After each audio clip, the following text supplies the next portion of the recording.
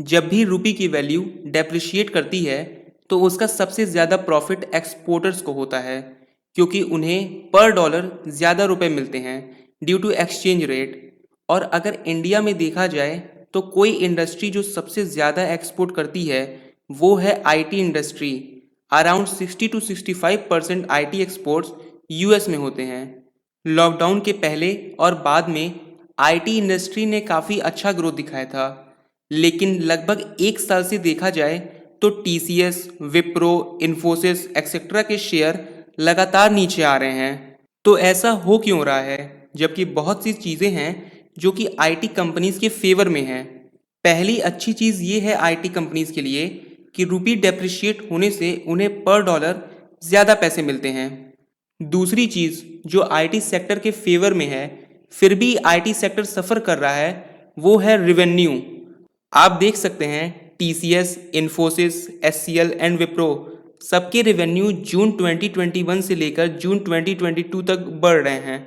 तो फिर सवाल ये उठता है कि जब कई सारी चीज़ें आईटी कंपनीज के फेवर में हैं तो फिर इनके स्टॉक्स के नीचे आने की आखिर वजह क्या है? तो इसकी सबसे बड़ी वजह है डर। लोगों के बीच डर है कि यूएस की इकोनॉमिक कंडीशन अभी जिस हिसाब से है उसे जल्दी ही रिसेशन आने की संभावना है, जिससे कि यूएस कंपनीज की ऑर्डर्स में भारी डिक्लाइन देखने को मिले। सबसे पहले हम समझते हैं कि आखिर यूएस इकोनॉमी में हो क्या रहा है। यूएसए में इस समय इन्फ्लेशन बहुत तेज़ी से बढ़ रहा है, लगभग 8 से 9% के रेट पे।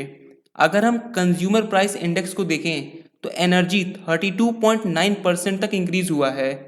अब आप लोग बोलेंगे कि ये रशिया यूक्रेन वॉर की वजह से हुआ है, लेकिन ऐसा नहीं है। यूएस के पास खुद एनर्जी का बहुत बड़ा सोर्स है।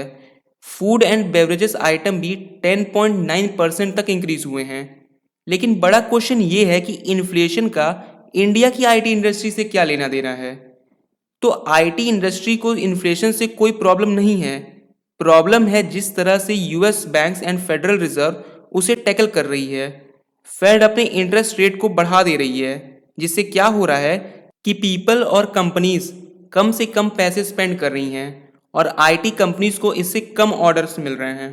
अब ये तो बात हो गई इन्फ्लेशन की, लेकिन एक और रीज़न है आईटी स्टॉक से डिक्लाइन होने का, और वो है प्रॉफिट।